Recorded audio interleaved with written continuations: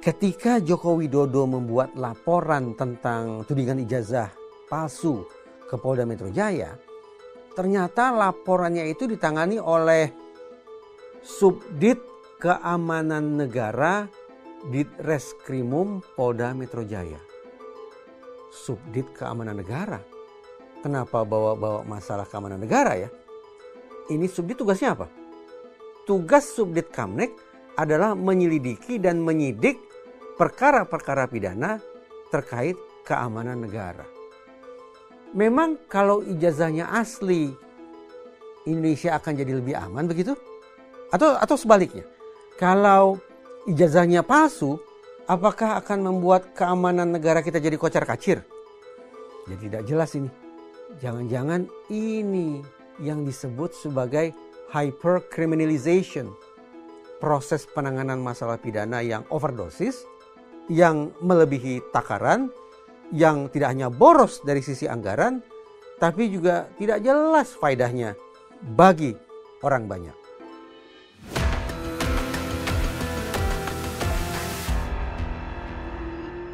Di tengah hiruk pikuknya masalah hukum konon ijazah palsu Jokowi, saya sebetulnya pernah mengusulkan mediasi ke kedua belah pihak. Satu pihak saya sampaikan usulan mediasi ini ke Roy Suryo. Ke pihak yang lain saya usulkan gagasan tentang damai atau penyelesaian secara kekeluargaan itu lewat salah seorang penasihat hukumnya Jokowi. Apa respon mereka? Ya, ini masih berproses. Supaya ada kejutan, lebih baik tidak saya bocorkan. Tapi begini, saya sampai sekarang sebetulnya masih berhadapan dengan dilema. Apakah masalah ijazah konon palsu ini akan diselesaikan di ruang persidangan? Berarti murni lewat litigasi, berawal dari kepolisian, berlanjut berkasnya pindah ke kejaksaan, dan akhirnya diuji semua pihak di ruang persidangan. Kalau ada yang salah masuk lembaga pemasyarakatan, itu namanya litigasi. Nah, apakah masalah konon ijazah palsu ini akan diselesaikan lewat litigasi atau justru lewat out of court settlement, penyelesaian di luar ruang sidang? Itu menjadi dua pilihan yang sampai saat ini masih saya terus timbang-timbang manfaat dan mudaratnya. Kalau lewat mediasi, memang sekian banyak studi mengatakan ini loh biaya penyelesaian masalah hukum yang paling ekonomis. Ketika negara kita berkobar-kobar pakai hashtag efisiensi anggaran, memang masuk akal juga kalau ternyata otoritas terkait memilih untuk mengupayakan agar antara Jokowi dengan Roy Suryo dan kawan-kawan bisa menyelesaikan masalahnya tanpa harus masuk ke ruang persidangan. Itu manfaat satu, biaya penyelesaian masalahnya lebih ekonomis. Yang kedua, harapannya bahwa dengan penyelesaian lewat jalur mediasi, segala kegaduhan, baik yang sifatnya organik atau alami, maupun berisik-berisik yang dibikin oleh para buzzer akan bisa berhenti lebih cepat. Akibatnya kita bisa menghemat paket data juga, karena tidak harus dibombardir dengan perang opini saban hari yang lagi-lagi sesungguhnya saya pertanyakan manfaatnya. Itu manfaat kedua tentang mediasi. Manfaat yang ketiga, ini kita berandai-andai nih. Andaikan ijazahnya betul-betul palsu, berarti ada kebohongan di situ. Mungkin juga ada rekayasa tertentu lah di balik masalah ijazah itu. Kalau kita anggap sang pemilik ijazah palsu adalah orang yang bersalah, maka kemungkinan dia mengulangi perbuatan salah itu akan lebih rendah kalau diselesaikan lewat mediasi. Pertobatannya lebih tinggi, keinsafannya lebih dalam, sehingga sekali lagi tingkat residivisme atau pengulangan perbuatan salahnya itu akan bisa lebih ditekan ketimbang pelaku dibawa sampai ke ruang persidangan. Itulah manfaat mediasi sekian banyak kelebihan yang bisa didapat ketimbang lewat litigasi. Tapi ada juga kekhawatiran, kalau diselesaikan lewat mediasi, jangan-jangan nanti kedua belah pihak sama-sama tidak mau buka-bukaan. Karena mereka mencoba memperbincangkan dan menakar satu sama lain sampai kemudian menemukan kesepakatan di ruang tertutup. Selesai mediasi, keluar dari sana, mereka tidak bicara apa-apa, lantas apa pula yang kemudian kita peroleh manfaatnya? Itu yang dikhawatirkan, karena memang mediasi sifatnya adalah tertutup. Kecuali seandainya kedua belah pihak bersepakat untuk buka-bukaan menyampaikan apa kesepakatan mediasi mereka di ruang publik. Nah, kita sekarang bergeser nih. Kita sudah mencoba menimbang-nimbang bagaimana masalah ijazah konon palsu ini diselesaikan di ruang mediasi. Restoratif justice, itu istilah kerennya. Nah, sekarang kita timbang-timbang manfaat dari litigasi. Begini, kita sebetulnya gembira ya bahwa dari hari ke hari otoritas penegakan hukum kita, proses penegakan hukum kita semakin mengandalkan pada uji saintifik. Itu bermakna dalam kasus hukum, disiplin ilmu yang dilibatkan bukan hanya bidang hukum. Psikologi, kimia, toksikologi, balistik, fisika, kedokteran, atau disiplin ilmu apapun yang bukan merupakan ilmu hukum, ternyata sekarang dipersilahkan masuk ke ranah hukum. Seluruh percabangan ilmu tadi bahu-membahu mendukung proses penegakan hukum.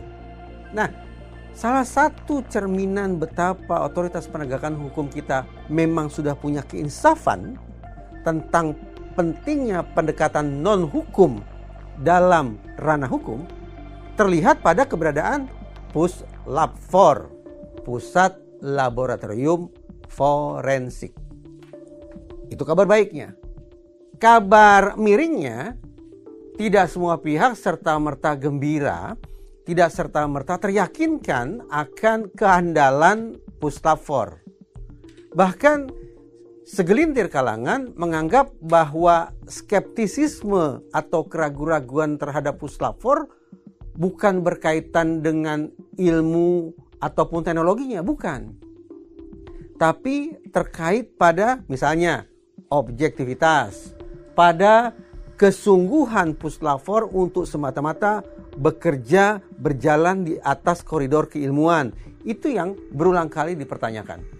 Jadi lagi-lagi perdebatannya terkait dengan moralitas, terkait dengan integritas, bukan perbendaharaan ilmu dan kekayaan teknologi yang ada di pusat laboratorium forensik itu. Lagi pula, ada sejumlah kasus yang memang memberikan alasan bagi masyarakat luas untuk bertanya-tanya tentang seberapa jujur, seberapa berintegritasnya Puslab 4 dalam mendukung proses penegakan hukum itu sendiri. Ambil misal ya, dalam kasus meninggalnya Mirna, ini perkara yang disebut atau dikenal sebagai perkara kopi sianida. Hasil kerja Puslab 4 dipertanyakan. Apalagi? Ada kasus semisal kasus meninggalnya Eki dan Vina di Cirebon. Hasil kerja-kerja ilmiah oleh Polri juga dipertanyakan. Jangan lupa kasus penembakan terhadap Brigadir Yosua. Hasil kerja Puslab 4 juga seingat saya dipertanyakan. Lagi kasus, ini yang paling berat menurut saya ini, kasus kilometer 50. Juga adalah sentilan di sana, sentilan di sini terhadap kerja-kerja saintifik yang dilakukan oleh Polri. Itu beberapa contoh kasus yang menunjukkan bahwa, saya tandaskan lagi, kerja keilmuan, kerja berbasis pada uji saintifik yang dilakukan oleh Puslab 4 pun, oleh otoritas penegakan hukum pun, ternyata sampai sekarang tetap berulang kali justru memantik sanksi alias keraguan-raguan dari halayak luas. Betapapun begitu, ketika masalah ijazah konon palsu ini diselesaikan di mekanisme litigasi, artinya sampai di persidangan nanti, maka menurut saya fairness-nya mudah-mudahan akan terbangun. Yang saya maksud begini, seringkali di persidangan terhadap suatu benda atau suatu objek, uji saintifiknya hanya diserahkan kepada salah satu pihak. Hampir bisa dipastikan pihak itu adalah penyidik, kepolisian, yang kemudian ditindaklanjuti di ruang sidang hasil kerjanya oleh kejaksaan, jaksa penuntut umum. Fairness-nya di mana? Saya katakan ke teman-teman advokat, tidak ada fairness, tidak ada kesetaraan di hadapan hukum kalau ternyata objek yang harus diuji secara saintifik itu ternyata hanya dikuasai oleh salah satu pihak.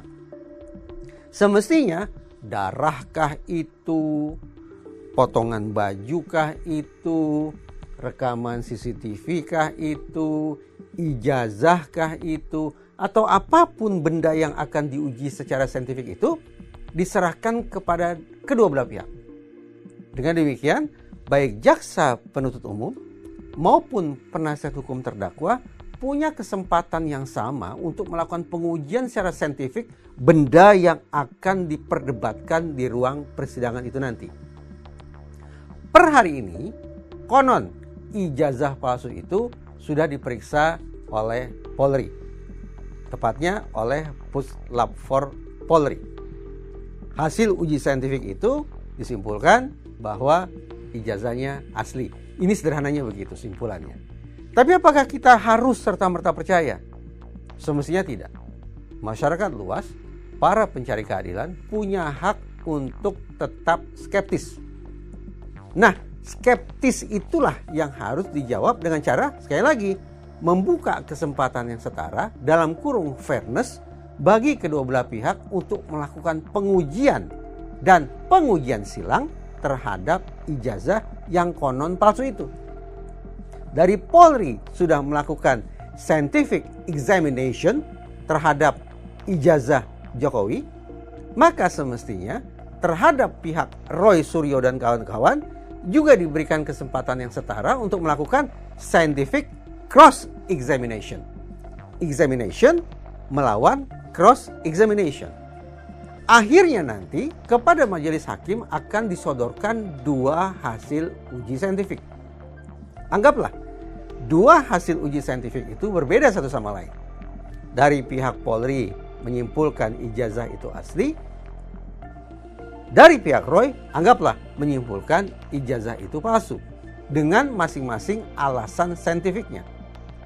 Dua hasil uji saintifik dengan dua simpulan itu diserahkan kepada hakim untuk kemudian hakim nilai mana uji saintifik yang lebih terpercaya. Hakim lebih teryakinkan oleh simpulan yang mana?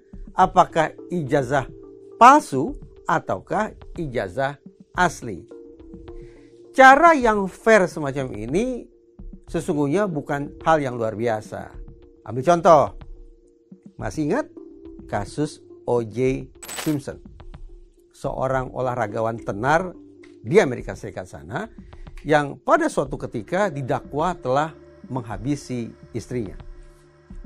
Bisa kita bayangkan, dari pihak prosekutor, berarti dari pihak jaksa, ingin meyakinkan hakim bahwa tidak ada orang lain, semata-mata O.J. Simpson lah yang telah melakukan tindakan keji terhadap istrinya itu.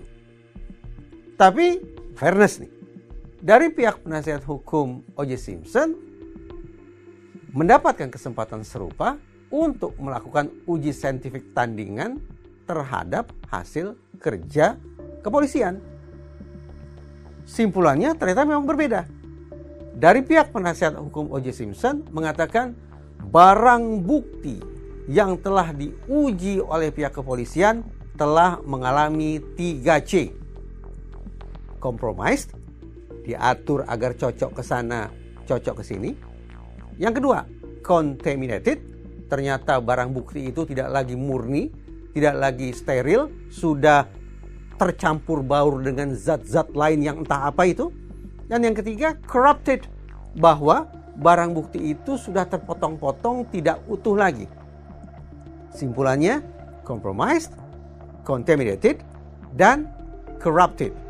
Lantas, hakim teryakinkan oleh simpulan yang mana? Boleh percaya bahwa tidak. Hakim di Amerika Serikat sana ternyata lebih teryakinkan oleh hasil uji saintifik yang dilakukan oleh pihak terdakwa ketimbang yang dilakukan oleh pihak kepolisian sendiri.